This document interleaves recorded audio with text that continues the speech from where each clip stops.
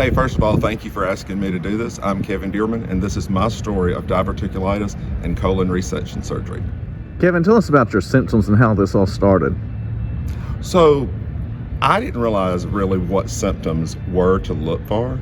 My initial thought was, and I guess I can say this, we're all adults and obviously struggle with stomach issues. My first initial thought was that this was going to be an issue of constipation. I was actually embarrassed to talk about that or even seek going to the hospital because really, quite honestly, I thought that that's probably what it would be.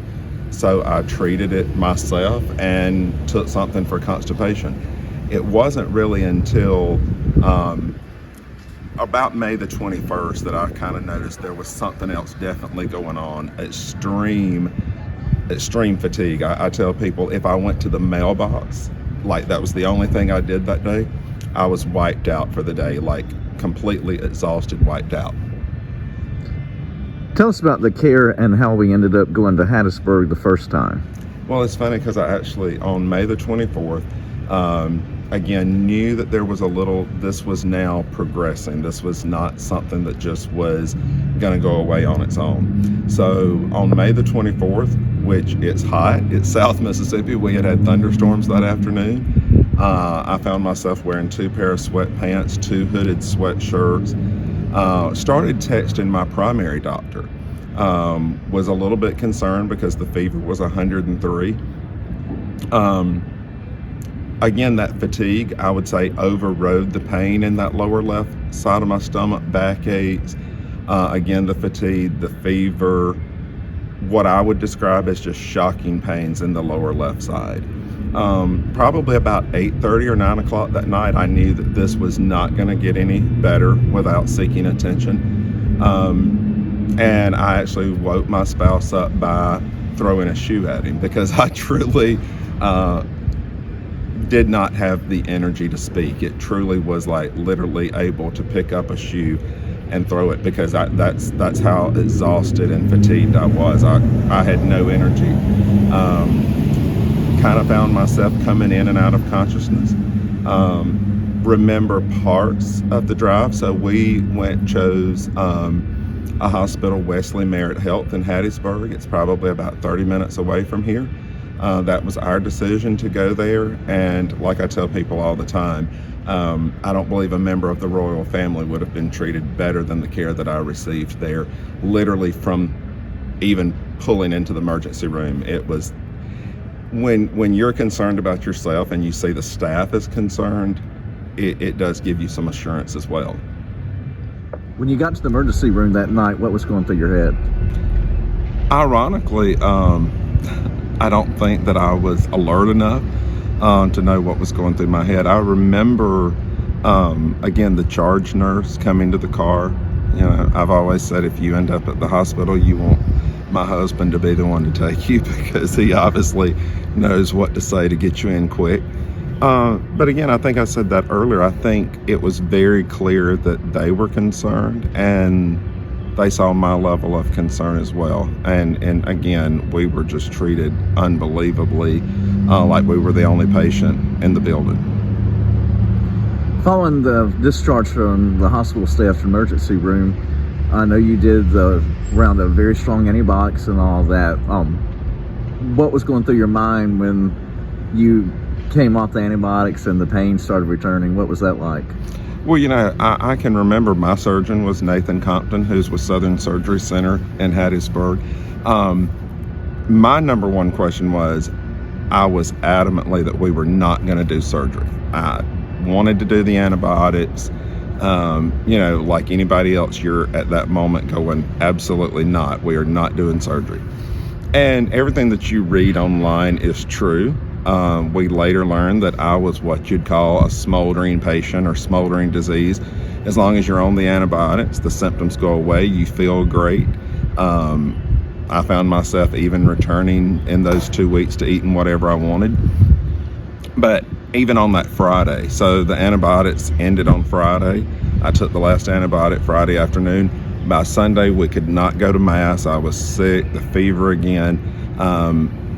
And then it was that Monday that I called Sandy, who is my surgeon's nurse, and told her exactly what was going on, and she immediately scheduled a CT scan for the next day.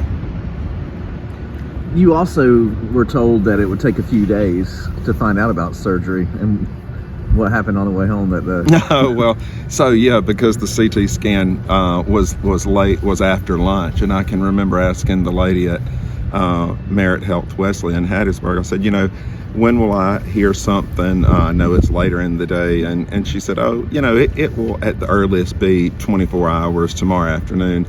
And again, because we have a 30-minute drive home, it was like maybe 15 minutes. And Sandy, who I really fell in love with through this process, again, Dr. Compton's nurse, I say all the time, I don't think she had any desire to end up friends, but in my mind we are. And the first thing that she said is surgery is scheduled June 30th. And when you read the CT report, it says inflammation of the mid-sigmoid colon, and actually had inflamed more so than the CT scan in May. What have you learned about the disease since May? The support group that I'm on, Diverticulitis support group on Facebook, that I've learned everyone is different. I've seen some people have the nausea and the vomiting. Looking back, I don't ever remember nausea or vomiting. As gross as this sounds, I knew that something was wrong. So I'll throw this out there. After I was discharged in May, and was treated so well, I went back to see the nurses on 3rd floor east at Merit Health Wesley, where I was, and took them goodies from the local bakery or whatever, and you put on this smiling face and, oh, I'm doing great, when I didn't let them know that there were symptoms that were back. And then left there and truly did go to the restroom at a gas station. And again, I wouldn't say this to just anybody, but that's what this is for. And I knew at that moment when I walked out of the restroom that this was not, some things were not normal again. So would you do surgery again? I always answer that in 2 parts. Yes, I would. I would do it again. As far as my situation, what I tell locals here, and I know obviously this video is not going to be just in South Mississippi, but I say I would do surgery if Nathan Compton was my surgeon and my surgery was performed at Merit Health Wesley, because my family jokes all the time that I think it's God, Jesus, and then Dr. Compton, and all of the people at the hospital that I chose to have my surgery at. Where do you go from here? So, Dr. Compton, I was discharged on July the 4th.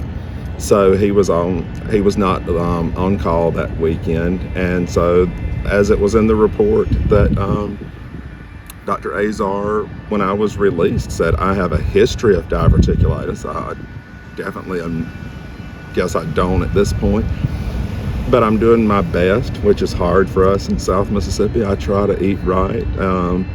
I've not been brave enough to do stupid stuff like popcorns and almonds, and I'm not eating steak. So I'm trying my best to eat right, and I'm sure some of that can be brought in eventually, but just basically trying to eat right, exercise better, because there was things that I needed to start doing anyway. But pretty much life is, with living in the South, I've had pizza and chili and gumbo, and pretty much been fine.